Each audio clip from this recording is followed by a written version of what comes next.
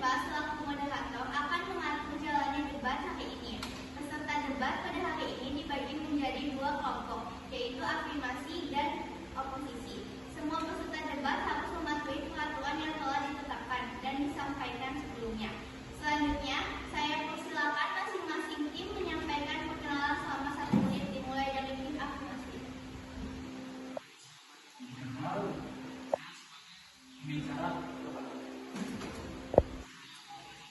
Saya sebagai pembicara kedua. Saya menerima dari syafaat sebagai pembicara ketiga. Baik, selanjutnya tim oposisi. Izin memperkenalkan diri, nama saya Amelia Yuyati sebagai pembicara pertama. Nama saya Chelsea Fadila sebagai pembicara kedua. Nama saya Zakia Nur Azmina sebagai pembicara ketiga. Baik, izin melanjutkan. Di sini izinkan saya memperkenalkan rekan-rekan saya. Di sebelah kanan saya ada Raisya sebagai tim caper. Di sebelah kanan saya lagi ada Gilang sebagai juri dan ada Paksa Rafa selaku videographer. Ibu guru, dewan juri, teman-teman serta peserta debat yang berbahagia, dengan mengucapkan Bismillahirrahmanirrahim, maka acara debat bahasa Indonesia antara tim afirmasi dan tim oposisi dimulai. Menurut saya, banyak penggunaan gadget berlebihan akan membawa dampak buruk bagi kita. Contohnya, yang pertama, anak menjadi pribadi yang tertutup. Dampak ini sangat berbahaya bagi kesehatan mental anak karena cenderung anak menjadi lebih bergantung hidupnya pada gadget dan susah untuk bersosialisasi terhadap lingkungan sekitar. Yang kedua, bahayanya gadget yaitu kita menjadi kecanduan. Kenapa menjadi kecanduan? Karena dengan kita bermain gadget berlebihan, kita akan menjadi lupa waktu dan berakibat hilangnya konsentrasi. Yang ketiga, akan berakibat pada kesehatan seperti yang sudah saya bilang, hanya kesehatan mental namun kesehatan fisik juga terganggu seperti gangguan pada tidur atau bisa disebut insomnia. Yang kedua, gangguan pada otak. Otak menjadi rusak karena mendapatkan radiasi yang berlebihan. Yang ketiga, sakit kepala. Sakit kepala ini diakibatkan karena posisi leher yang salah akibat terlalu banyak bermain HP. Yang keempat, mengurangi produktivitas. Hal ini mengakibatkan komunikasi kita terganggu. Dampak lain yang mengkhawatirkan adalah terjadinya speech delay atau terlambat berbicara pada anak, mengalami masalah dalam tubuh, kembang fisik anak seperti berat badan turun atau justru naik. Silakan. Izin sendiri, saya tidak menerima argumen dari saudara Fadlan. Menurut saya, ponsel itu sangat penting bagi anak-anak, dewasa, dan juga remaja, dan juga orang tua. Kenapa sangat penting? Karena ponsel itu bisa untuk komunikasi. Jadi, kita tuh bisa komunikasi secara cepat. Yang dulunya kita harus berkomunikasi lewat surat, sekarang kita bisa via WA, via WhatsApp. Jadi kita bisa chat, jadi kita bisa tahu kabar kalian tuh kayak gimana, kabar keluarga kita tuh baik atau buruk. Dan kita juga bisa telepon, dan kita juga bisa video call. Jadi kita bisa tahu mereka lagi di mana, sama siapa, dengan siapa, posisi mereka di mana. Jadi begitu. Terus kita juga dari ponsel tersebut kita bisa menambah wawasan kita. Jadi misalkan nih kita banyak tugas nih, nah kita udah cari-cari tuh referensi dari buku, tapi dari buku itu kurang, penjelasannya itu kurang. Baik, dipersilakan kepada tim afirmasi untuk melanjutkan argumen kembali.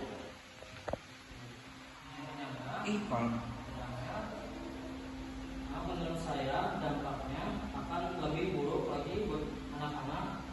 Orang tua harus melakukan berbagai cara agar anak tidak terpapar oleh dampak negatif gadget.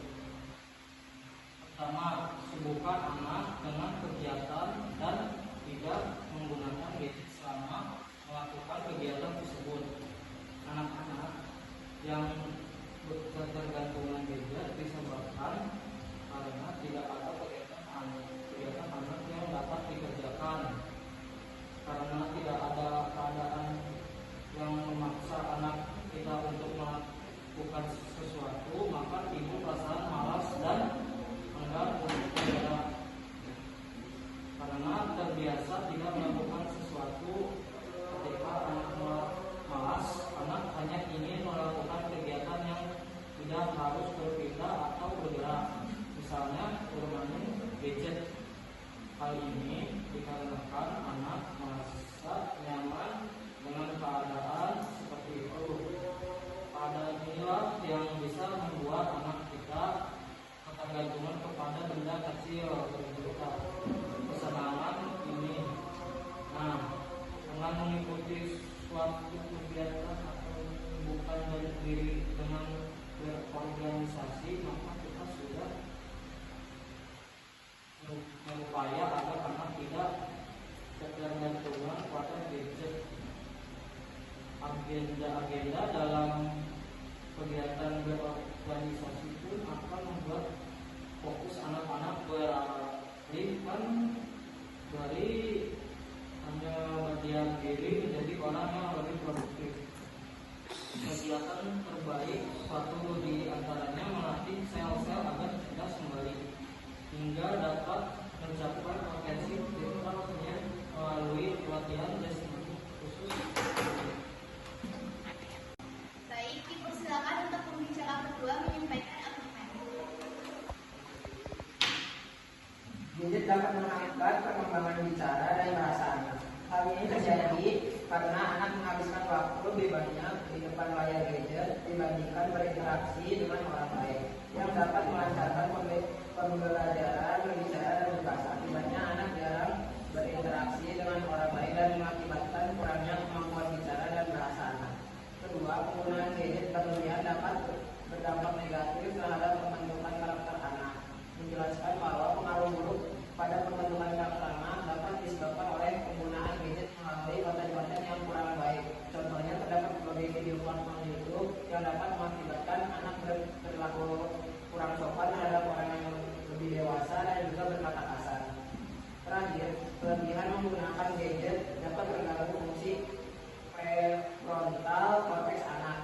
Dengan anak kecanduan dengan gadget, otak pada anak dapat menyereksi hormon dopamin secara berlebihan yang dapat mengakibatkan fungsi prefrontal korteks menjadi terganggu.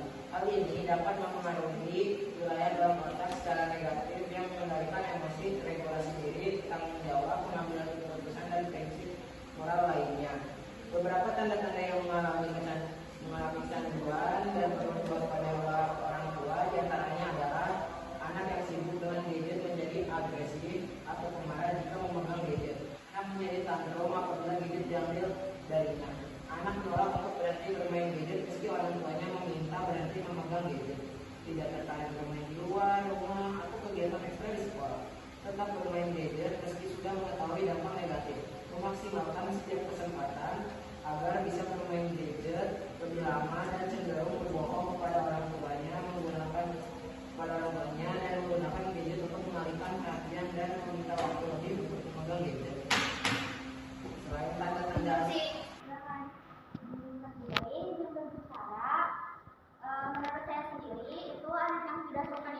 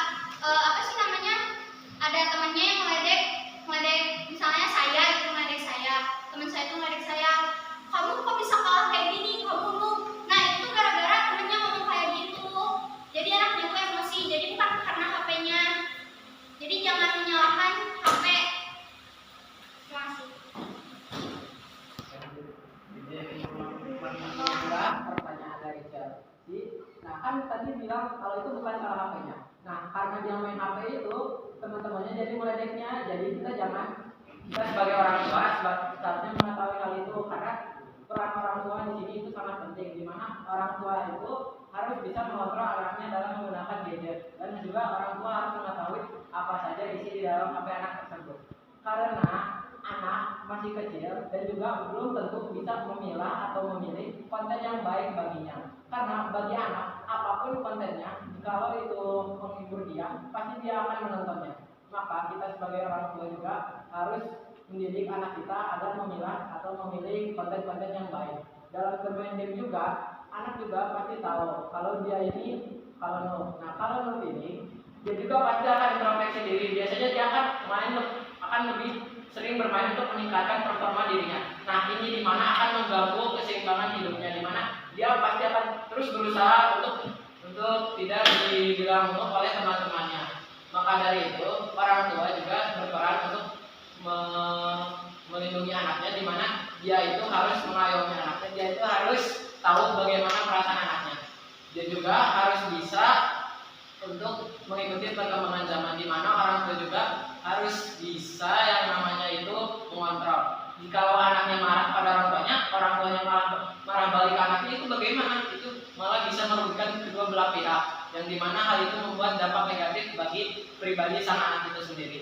Nah, maka dari itu kita sebagai orang dewasa juga tidak boleh menyalahkan kepada anaknya kalau dia sering bermain game. Apakah kita tidak melihat diri kita sendiri selaku orang tua juga kita sering main HP? Bagaimana itu orang tua kalau kita suruh berhenti main HP juga tidak? Orang tua juga lebih punya kecenderungan bermain HP karena pekerjaannya. Nah, bagaimanakah itu? Apakah harus ditanyakan orang tuanya juga?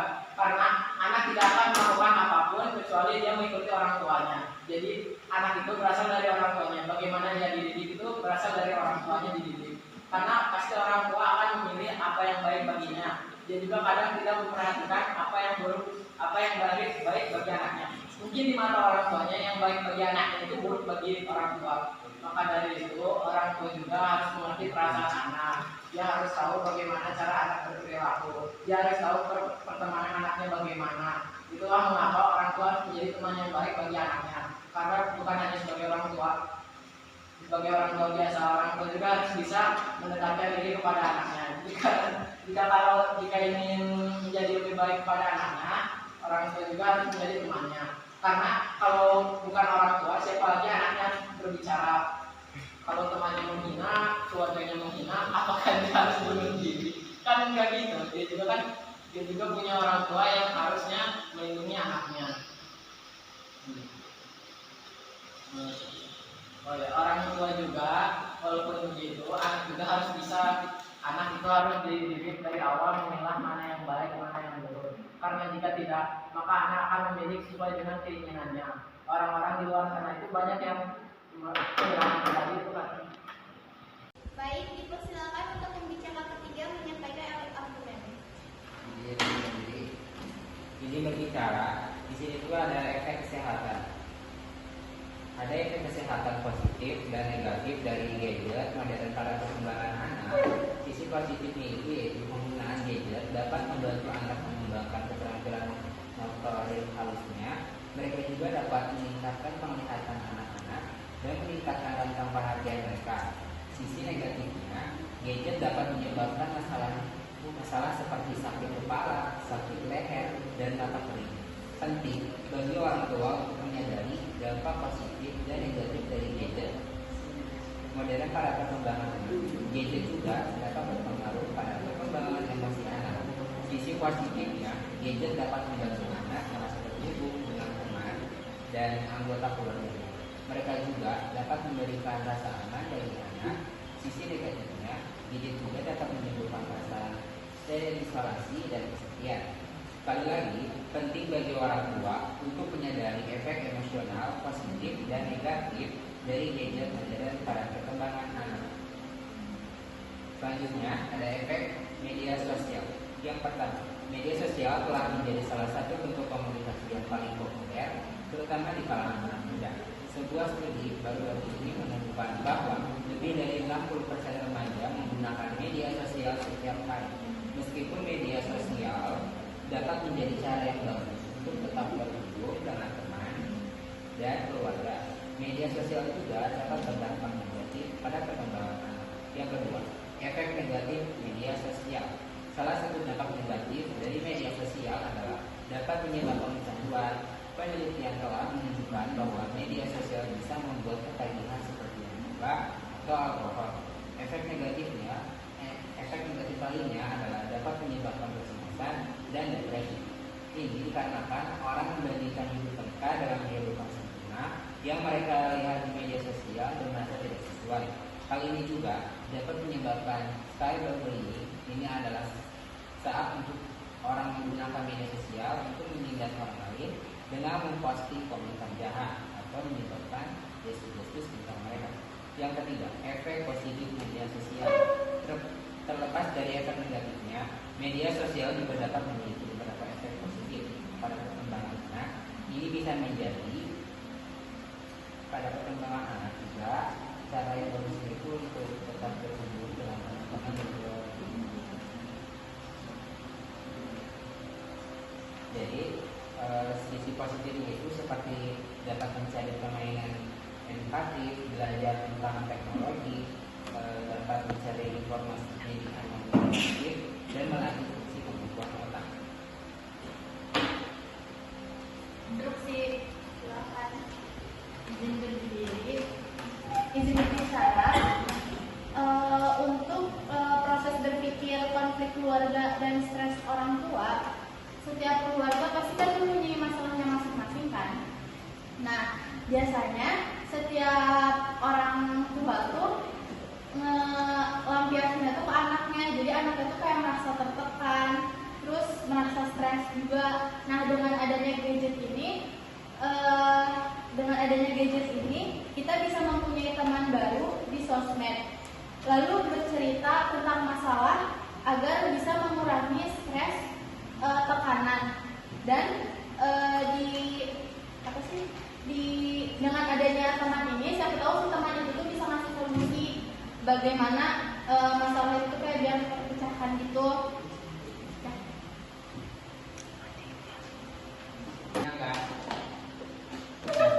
Ini menyenggak bahwa di sini itu kan kalau memang gadget itu memang membuat anak tuh menjadi pemalas atau gimana, itu tuh sebenarnya bukan karena orang tuanya, karena setiap masalah orang tua yang mereka miliki itu sebenarnya tidak boleh dilampiaskan pada anaknya, karena sebenarnya anak itu tidak tahu apa-apa sehingga anak itu bakal kenapa ya marah-marah ke saya, kenapa ya, karena saya kan nggak salah gitu. Nah, jadi harusnya sebagai orang tua itu lebih introspeksi diri, gimana caranya menyelesaikan masalah dengan baik dan benar tanpa harus membuat atau menyinggung anak tersebut, sehingga tidak terjadilah konflik atau masalah yang terjadi pada keluarga tersebut.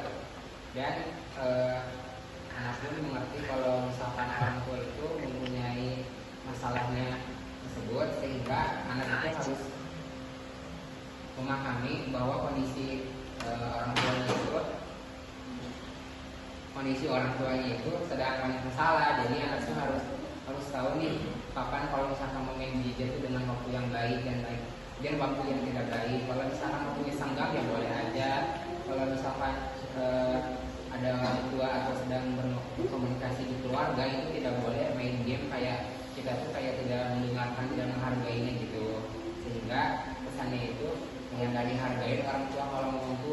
Kalau misalkan orang tuanya itu nasihati yang baik-baik tentang dia, kalau bahwa gadget itu tidak baik kesehatan, utamanya pada kesehatan mata, itu akan menimbulkan efek mata merah, terus gangguan tidur, tidak fokus dalam belajar, susah nerap gitu kan, terus susah bersosialisasi di masyarakat, sehingga dia itu karena terpaku dengan game tersebut tidak pernah bersosialisasi gitu. Selanjutnya, pembicara tim oposisi, saya silakan menyampaikan argumen selama 3 menit. Izin berdiri. Menurut saya, ponsel itu sangat penting bagi kehidupan sehari-hari, bagi anak, bagi orang tua, bagi remaja, dan bagi orang tua yang sudah berumur. Kenapa penting? Karena ponsel itu memiliki banyak manfaat. Yang pertama, bisa untuk berkomunikasi. Jadi kita bisa berkomunikasi secara cepat dari via WA maupun via IG. Kenapa prosesnya itu cepat? Jadi kita tuh langsung terkirim, pesan kita tuh langsung terkirim. Jadi pesan kita tidak lagi kayak seperti dulu. Kan kalau dulu itu kalau mau ngirim pesan itu harus nulis dulu dari kertas, baru simpan ke pos. Nah, kalau sekarang itu kita tinggal buka WA aja, kita ngetik, kita chat, terkirim, dan bisa lewat telepon, terus bisa lewat video call. Dan yang kedua, ponsel itu sangat penting bagi wawasan kita. Jadi kita tuh bisa belajar lewat ponsel, lewat internet seperti lewat Google, lewat YouTube. Jadi kita tuh bisa nyari informasi-informasi yang belum kita tahu itu dari internet. Contohnya itu kan dari Google. Jadi kita tuh bisa nyari, misalkan kita tuh pengen nyari informasi seputar pertandingan nih, kita lihat bagannya di situ. Terus kita juga lihat misalkan kita pengen belajar tentang geografi, kita juga bisa searching lewat Google. Kalau kurang ngerti nih, gambarnya itu kurang bagus, pendapatnya itu kurang ada, kita bisa nonton lewat video, yaitu lewat YouTube, bisa jelas. Nah, misalkan kalau tugas nih, kita ada tugas, kita bisa ngirim tugas juga di classroom. Nah, misalkan kita sekolahnya itu kita tuh daring kan. Nah, kita bisa lewat Zoom meeting. Jadi di lewat Zoom meeting itu kita tuh kayak video call bersama kelas gitu, ada gurunya dan ada teman-teman kita. Jadi kita tuh belajar kayak tatap muka lagi. Jadi ada muka kita dan ada muka teman-teman kita. Nah, yang ketiga, ponsel itu sangat penting kan? Kenapa penting? Jadi kita tuh bisa kayak ngedownload kayak IG, Facebook. Jadi kita tuh bisa berteman dengan orang-orang banyak. Jadi kita bisa berkomunikasi dengan orang luar. Jadi tadinya kita temannya sedikit, jadi kita bisa menambah teman banyak. Jadi kita tuh tidak monoton. Jadi pertemanan kita itu sekarang jadi banyak, tidak sedikit lagi. Jadi pertemanan itu tidak itu lagi. Jadi banyak pertemanan yang baru. Terus kita juga bisa sharing-sharing. Gimana sih keadaan mereka di sana? Gimana sih perekonomian mereka? Perkembangan pembelajaran mereka. Jadi kita tuh bisa nyari tahu tentang mereka dari luar negeri sana. Misalkan nih kita dari Jawa Barat, nah kita punya temen nih dari Jawa Timur. Gimana sih perkembangan BBM di sana? Apakah mahal? Apakah enggak? Jadi kita tuh bisa tahu. Saya cukup, terima kasih. Dipersilakan untuk pembicara kedua menyampaikan argumen. Izin berdiri, izin berbicara. Peran orang tua sangat penting dalam perkembangan teknologi. Gadget pun menjadi alternatif pilihan agar memudahkan komunikasi orang tua antar anak. Peran orang tua untuk mencegah ataupun menanggulangi penyalahgunaan gadget sangat besar. Sebagai orang tua harus memberi arahan sebagaimana seharusnya gadget difungsikan. Dengan memberikan edukasi dan wawasan terhadap anak akan memperkecil kemungkinan terjadi penyalahgunaan gadget. Di samping itu, guru atau pendidik harus lebih tahu tentang perkembangan teknologi yang memudahkan mengontrol pelajar dalam memanfaatkan gadget, serta membuat pihak sekolah atau madrasah membuat aturan-aturan untuk mencegah siswa menggunakan gadget yang sifat negatif dan hal-hal yang sia-sia. Nah, di pendidikan ini juga adanya munculnya metode-metode pembelajaran yang baru. Hal ini dapat memudahkan siswa dan guru dalam pembelajaran. Terciptanya metode-metode baru yang membuat siswa mampu memahami materi-materi yang abstrak. Karena materi tersebut dengan bantuan teknologi bisa dibuat abstrak. Jadi internet itu bisa kita tuh tahu gitu kan. Jadi kita tuh jadi banyak wawasannya. Kita bisa juga belajar di internet juga. Banyak kan buku-buku yang kurang jelas atau yang emang kita nggak ngerti. Kan bahasa bukunya tuh emang pada susah-susah, pada berat-berat. Nah, jadi internet tuh bisa memudahkan bahasa-bahasa dari buku-buku. Dan internet juga itu tuh awalnya dari buku. Jadi kita tuh bisa aja dari internet ataupun dari buku. Dan kalau kalian ingin mudah gitu mencarinya, bisa di internet gitu. Dan terima kasih. Dipersilakan untuk pembicara ketiga Izin berdiri, izin berbicara. Pada usia dini atau the golden age, seluruh aspek perkembangan kecerdasan, yakni kecerdasan intelektual, kecerdasan emosional, dan kecerdasan spiritual mengalami perkembangan yang luar biasa, sehingga akan memengaruhi dan menentukan perkembangan. Berikutnya, masa the golden age tidak bisa diabaikan karena masa ini adalah saatnya semua informasi akan cepat terserap. Mereka menjadi peniru yang handal, lebih smart dari yang kita pikirkan, lebih cerdas dari yang terlihat, dan akan menjadi dasar terbentuknya karakter, kepribadian, dan kemampuan kognitifnya. Fungsi dan manfaat gadget secara umum. 1. Komunikasi. Komunikasi pengetahuan manusia semakin luas dan maju. Dulu manusia berkomunikasi batin, berkembang via tulisan. Kini di era globalisasi, manusia berkomunikasi dengan mudah, cepat, praktis, dan lebih efisiensi dengan handphone gadget. Dengan gadget ini, kita bisa mengakses ragam informasi dimanapun dan kapanpun, sehingga mengubah wawasan dan pengetahuan. Melalui gadget ini, kita bisa mengakses internet melalui hiburan dan berbagai sarana untuk mengerjakan tugas-tugas sekolah, tugas kedinasan, bisnis, dan lain kebutuhan hidup di era global.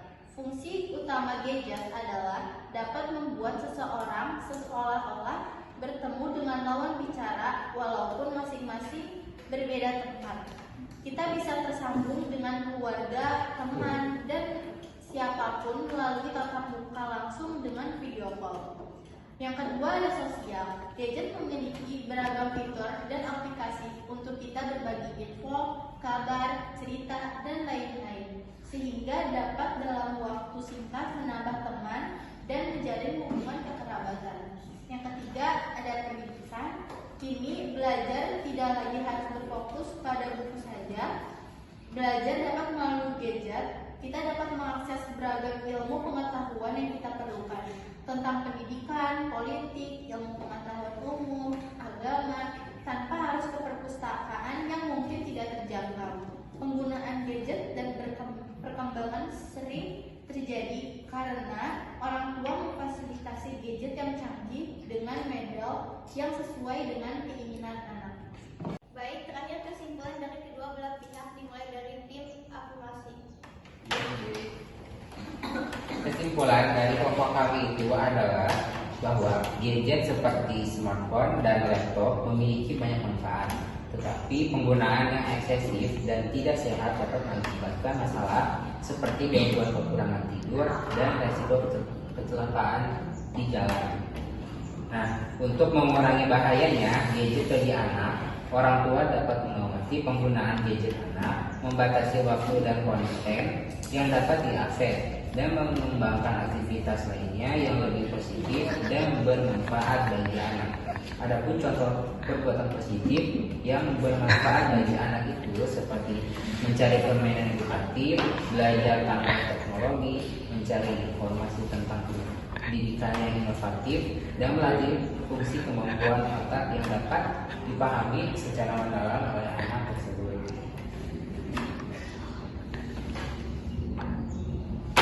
Selanjutkan kesimpulan dari tim oposisi. Izin berdiri, izin berbicara. Handphone adalah bentuk teknologi yang diciptakan untuk memudahkan komunikasi dengan orang lain yang seiring dengan perkembangan zaman fungsinya semakin bertambah, seperti kamera, media sosial, kalkulator. Remaja harus menggunakan handphone sebijak-bijaknya untuk kegiatan yang positif dan digunakan dengan tanggung jawab yang bijaksana. Pentingnya handphone dalam kehidupan sehari-hari adalah mempermudah komunikasi. Komunikasi dengan orang lain tidak peduli jarak dan waktu. Yang kedua, bisa menyelesaikan pekerjaan dengan mudah dengan mengirimkan file dalam pekerjaan agar lebih praktis dengan melalui handphone. Yang ketiga, serta berbagai media hiburan agar mengurangi kejenuhan. Baik, untuk tim timekeeper dan juri membacakan hasil debat dari kelompok afirmasi dan oposisi. Izin berbicara. Pembicara 1, tim afirmasi menghabiskan waktu berargumen selama 5 menit 20 detik dan diinstruksi oleh tim oposisi pembicara 1 di menit kedua. Pembicara kedua, tim afirmasi menghabiskan waktu berargumen 5 menit 22 detik dan diinstruksi oleh pembicara kedua, tim oposisi diinstruksi di menit kedua. Pembicara ketiga, tim afirmasi menghabiskan waktu berargumen 5 menit 11 detik dan diinstruksi oleh pembicara 3, tim oposisi di menit ketiga. Tim oposisi, pembicara 1 menghabiskan waktu berargumen selama 3 menit 3 detik. Pembicara 2, tim oposisi menghabiskan waktu berargumen selama 2 menit 4 detik. Pembicara 3, tim oposisi menghabiskan waktu berargumen selama 2 menit 48 detik. Juri diizinkan untuk menyampaikan nilai. Oke, pemenang debat hari ini yaitu diraih oleh oposisi dengan margin yang ada 5. Pemilihan terbaik adalah Amelia Juliarti. Baik, terima kasih. Penyampaian tanggapan telah selesai. Guru pembimbing, dewan juri, dan peserta debat yang saya hormati, peserta debat yang berbahagia, debat dengan mosi bahaya ponsel telah berakhir. Dengan mengucap syukur, alhamdulillah debat ini saya tutup.